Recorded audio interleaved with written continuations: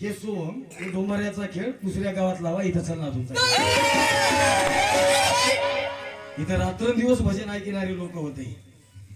भजन म्हणायचं असेल त्या शिर्षीच्या लोकांना माझी विनंती आहे, मला तुम्ही भजन्या कोण लावल्या ते भजन्या उभं करा, त्याला डबल गण टाकून मला गण म्हणायला लावा.